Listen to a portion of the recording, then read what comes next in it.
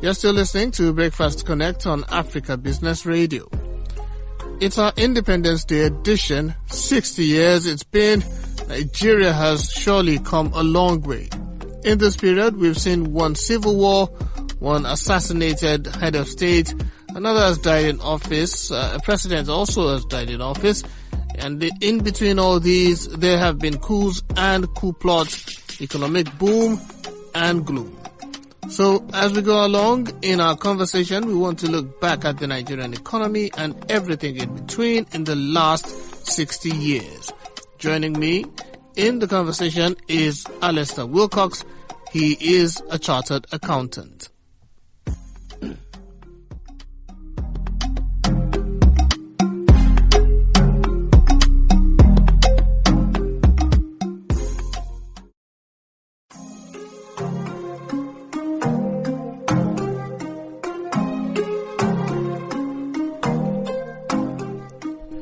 So Nigeria is 60. This anniversary is traditionally depicted with the precious stone diamond.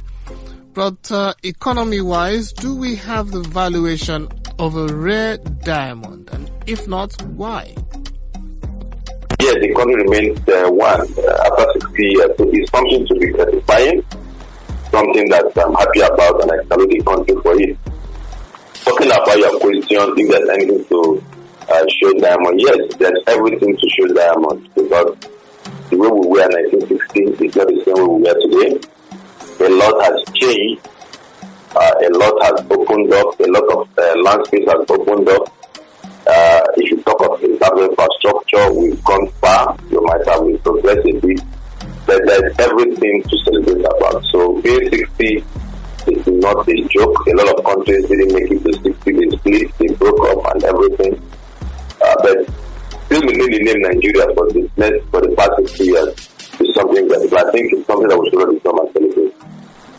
In the 60 years we've existed as a nation, we have had 21 uninterrupted years of civilian rule.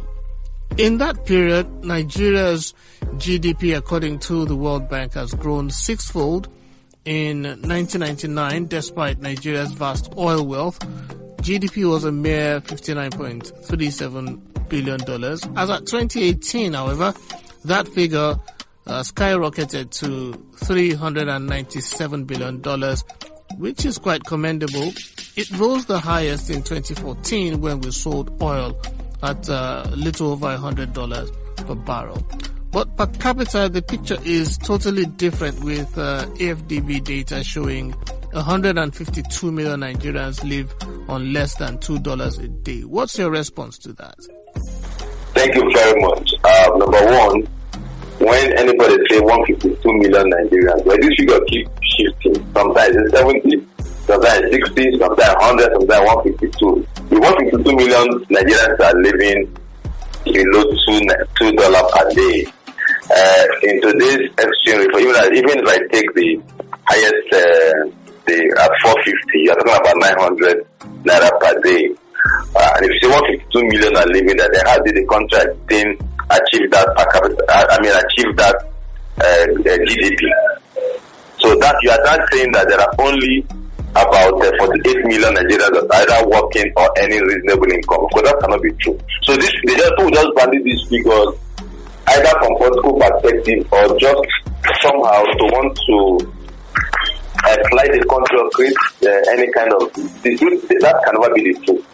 If you take the very populated states in the country, you're taking Lagos, you're taking Kano. Lagos conservatively is about 25 million people. Even though I doubt Nigerian census figure, we don't have accurate census. We'll keep imagining our population. Let me take Lagos to be the most populated state in the country, 25 million people. Are you telling me that 20 million Lagosians are living below $2 per day? Now, if you take Kano, the second most populated state in the country, we have, let's say, plus or minus, let's give Kano 15 million. Are you saying 12 million people in Kano is living below $2 per day?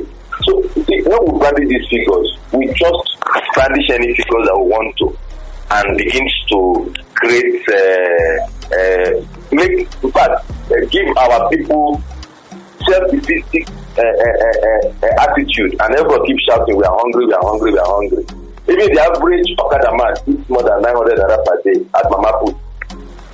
So these are some of the narratives. I don't want to sound social. I want to sound economic as a general accountant. I don't want to sound social, because if you go down to the street, the question is the figures are totally wrong, because when you go to a buka to eat lunch, an average Lagosian, an average Okada man, even the man that carries the man that carries job in the market, when he goes to eat at the buka, sometimes he spends 900 naira to eat. That is the one he eats at lunch, not his breakfast, his dinner, and when he eats at home or give his wife or family to eat. So sometimes when we carry this figure, we should be careful. That can never be true. Talking about economic growth, yes, Nigeria economic has grown tremendously. Like I said, 2014. Why oil remained our mainstay all this while? We didn't invest so much in agriculture. So when the oil price goes up, our GDP will grow up. When the oil price comes down, our GDP will begin to struggle. But in recent time, in the last 5 years or 4-5 years, we have seen the resurgence of agriculture. We have seen the resurgence of informal sector initiatives. Agriculture is taking a front burner right now. There are a lot of initiatives. The CBN are pumping so much money. Indians are pumping so much money. People have devised a more funding mechanism for agriculture, what they call the crowdfunding. A lot of people are now putting resources together to invest in agriculture. I don't know how much time we have for this, but I tell you, we are not counting our GDP rightly. That's just the truth of the matter. Now, if you are talking about per capita income, of course, per capita income has to do with population. Our population is growing exponentially. That's what we must know. So, our population is growing exponentially. So, whatever GDP we are having, by the time you go to per capita, it will be very low because of our population. If we don't do anything about our population, we will keep seeing ourselves as another dog. What is the entire population of UK? In 1960, the UK population was about 45 million. Today, UK is not up to 70 million. That's a part of Great Britain. They are still around 65, 70. They are not up to 70 million. Nigeria was about 45 million in 1960. Today, they still at 200 million. Now, if you compare the per capita income of 1960, 1965 before the first military, 1960 before the first military, 1960 before the first military coup, even 1979 at the advance of democracy, even 1999, if you compare our population then and now, you know what it is. So by the time you share the GDP to per capita to population, it will be very, very small. That does not mean that Nigeria, we are not making progress individually. Number one, we don't use our real population. We are only estimating for political conveniences. Our real population is also 200 million. I can be too sure of that. But let's work with 200 million. And our GDP is higher than what we are seeing, because a lot of our activities are not recorded. A lot of activities are not recorded, are not part of the GDP equation. So we underestimate our GDP and we over-project our population. What you have is equal from in terms of our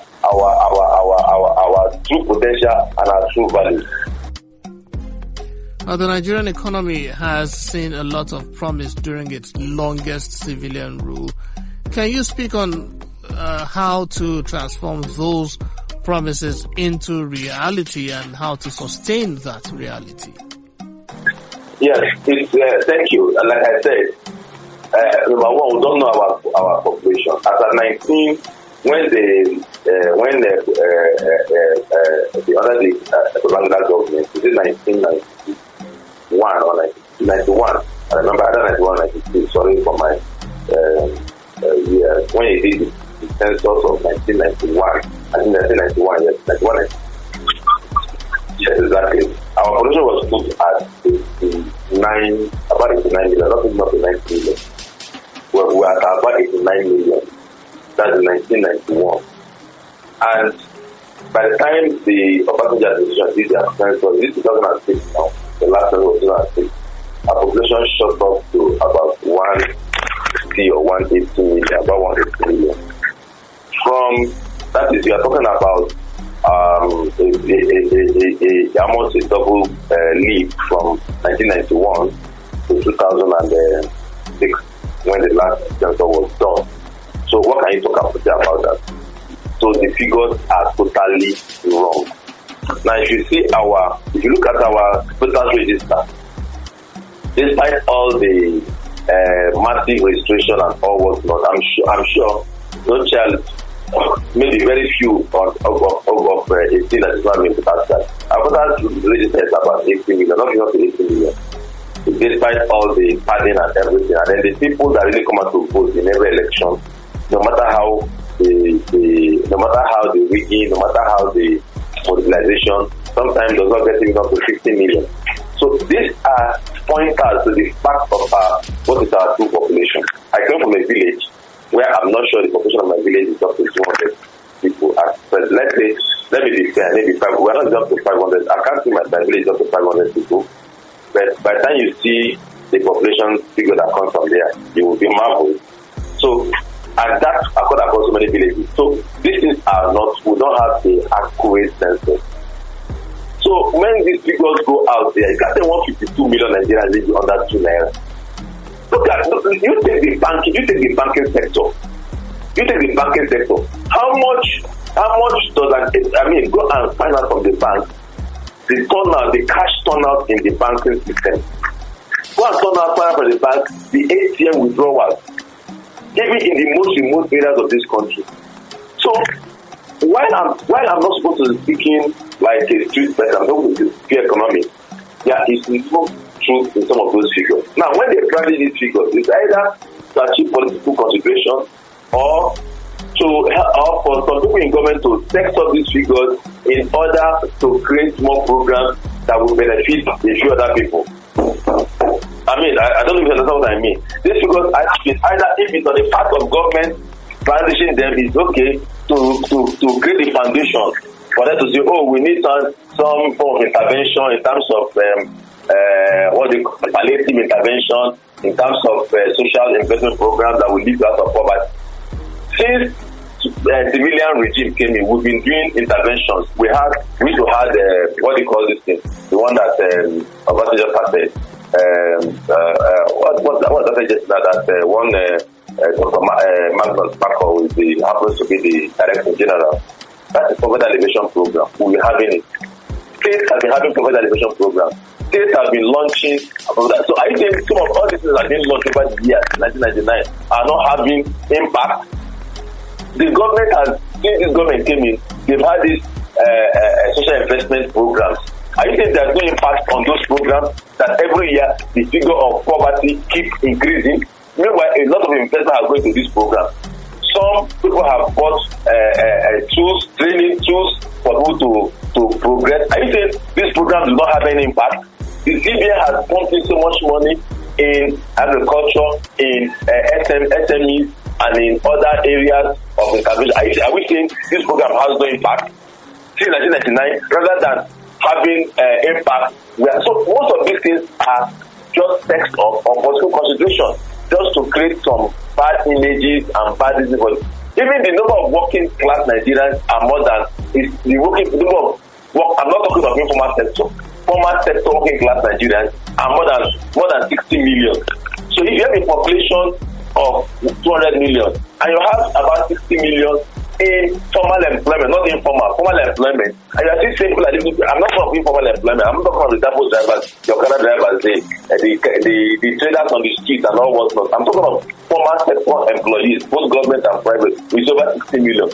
And then we are still saying 152 million per living. So these figures are just initiating for me. I am as an accountant. They're initiating because I can't do any legal planning. I can't even interact and discuss appropriately when you keep giving us this nasty figures. What is the school children and what is the number of children below 18 that are in primary school, that are in secondary school, that are in university?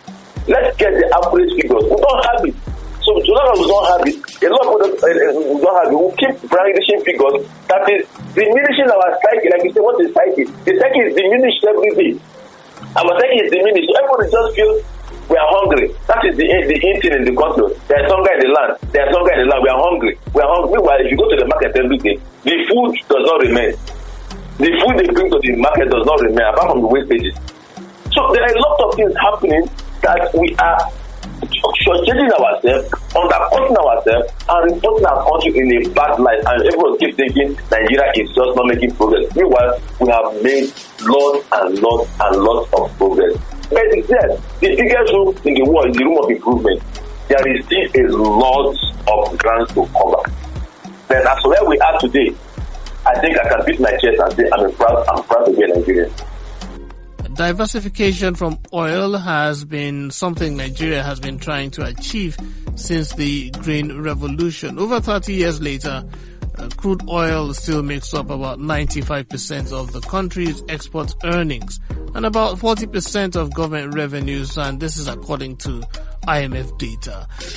Why has it been difficult returning to agriculture, which is the foundation upon which nobody will give you anything if you don't stress that the answer is? Like you said, agriculture was downplayed when a lot of money was coming in from oil. When agriculture became downplayed, and urbanization again now crept in, and quite a number of people who are supposed to be in the villages or in the hinterland and tilling the farm, tilling the soil, all over the cities looking for menial white-collar jobs. Some people will be prepared to become messengers, drivers, Okada drivers, keke drivers, and be in the villages to do the real agriculture. A lot of people will, like all these area boys you find in the streets of Lagos with all the muscles, they'll prepare to be chasing buses, making more money in terms of daily income. And it is a neglect of over the years, sincerely. It's a neglect of over the years. But since it is obvious now that there's no more free lunch, even in Britain there's no free lunch, so there's no more free lunch. Nigeria is getting broke by the day because our population is increasing, and the ability of government to sustain the economy like that is dwindling. So the new initiative now, which is in the last 4 years that the government choose to put enough emphasis on agriculture, has come to stay.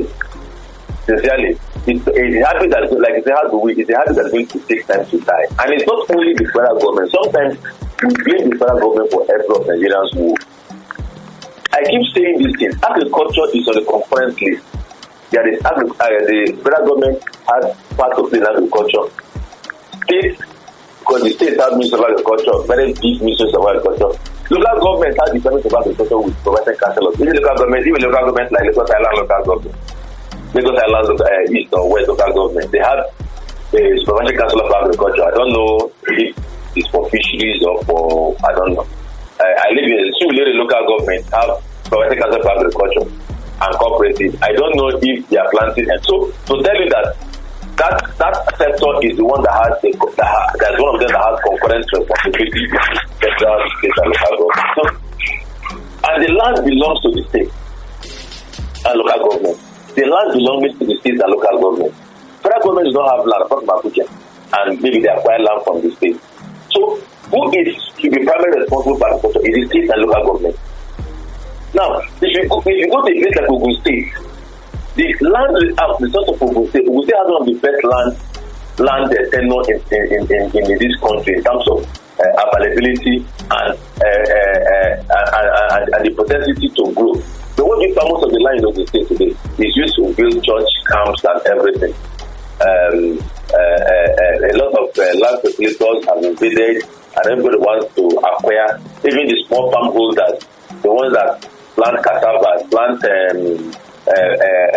what do you call it, banana, plant plantain, all those small plant vegetables, all those small farm holders along that corridor, even along the axis, have all been driven away by land speculators who are only interested in real estate development. So that is the major problem. So So it's the state and local government that should now renew the drive. The federal government has done the policy framework. The state and local government should now renew the drive in bringing their people back to the farm, in bringing their people back to the soil. Many people believe that is where the salvation lies. No longer free lunch, because if we begin to grow what we eat and eat what we grow, I tell you, in no distant time, all this there's hunger in the land will disappear. The government did a very good thing by closing the border since when now, against influx of food imports from neighboring countries. That is to give the Nigerian farmers students an opportunity to get their own copy to fill in the gap. There are products that do not take long to mature. For instance, I invested in this crowdfunding for corn, and the return is 50% over 6 months period. That is, people are now feeling this. So it is now left for the state and local government to now take this fight to the grassroots, to their own domain, and begin to encourage their people, not political, not the corruption that is fought with every government program, but a real genuine need to reform, so that people will understand that there is no more free lunch even in Freetown, and people will go back to the land. The land is fertile, the yields are there, the returns are very high. So if it's only for people to take advantage of it, all this sitting in urban cities and be chasing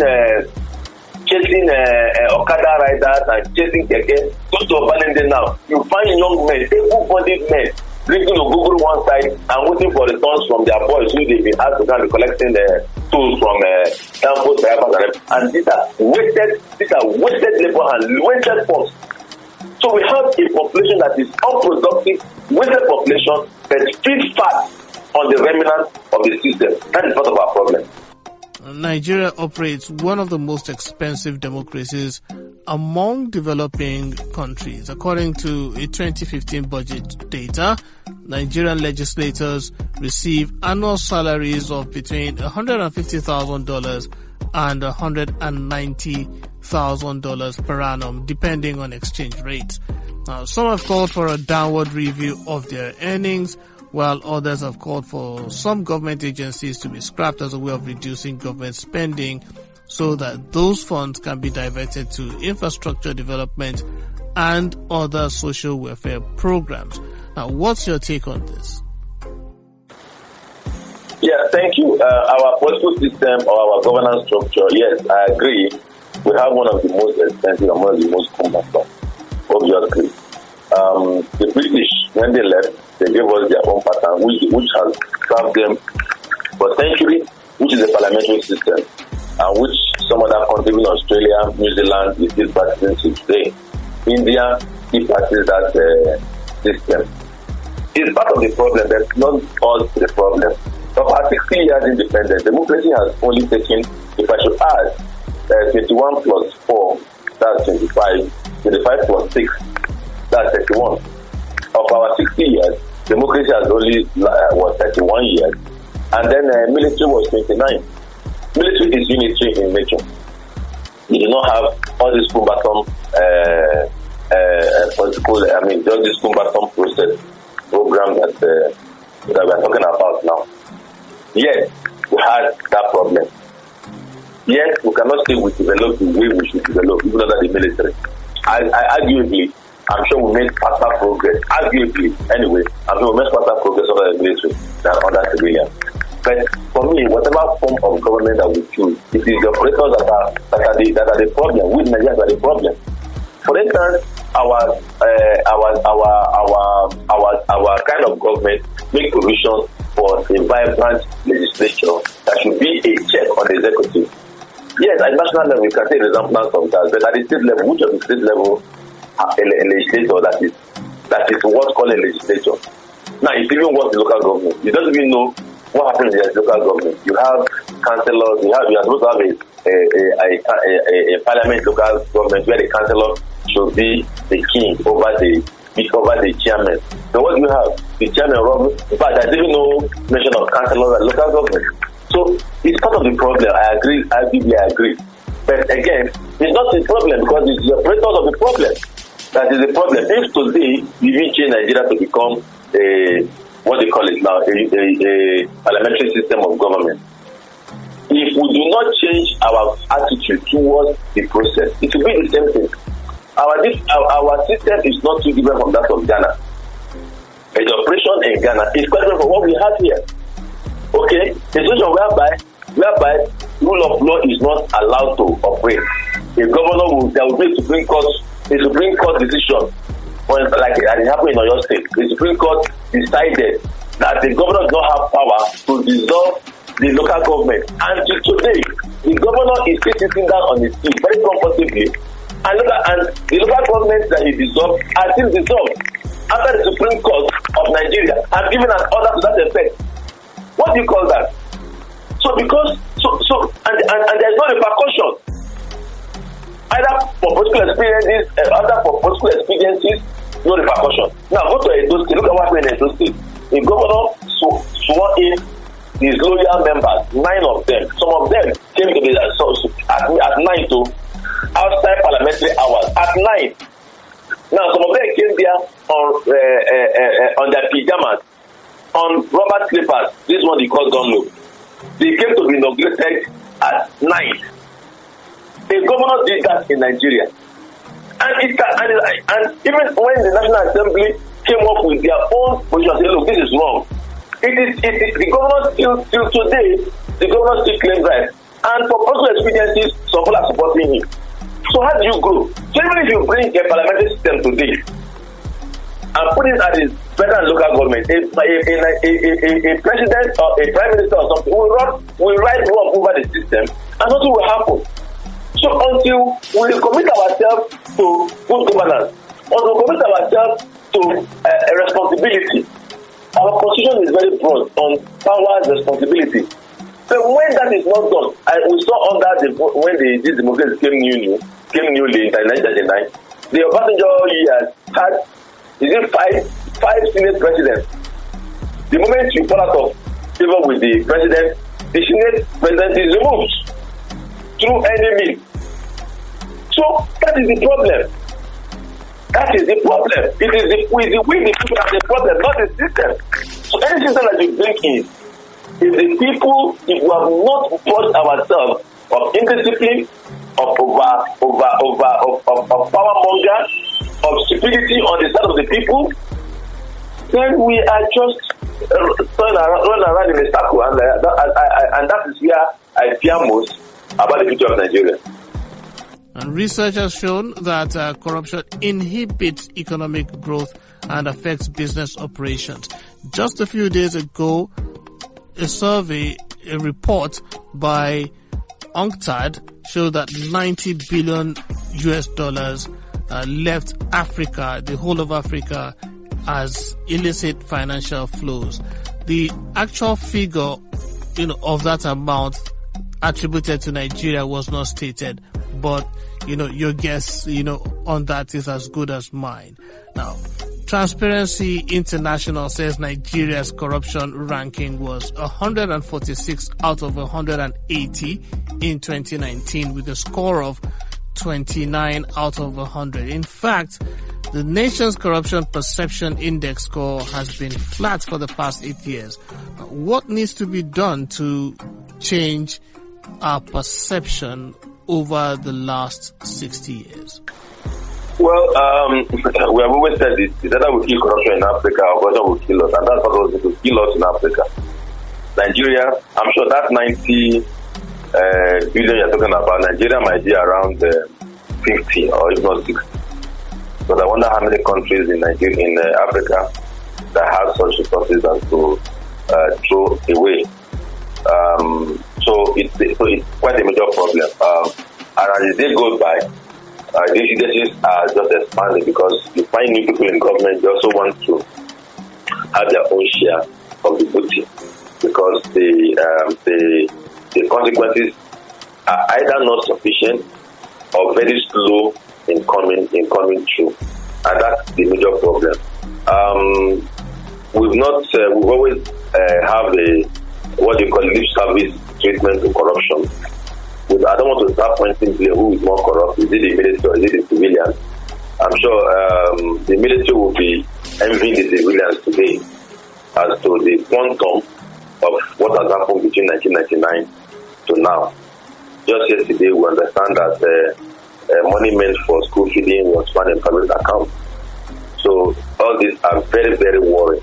So I'm sure the military will be worried. They will be envying the civilians that they thought we are the most corrupt.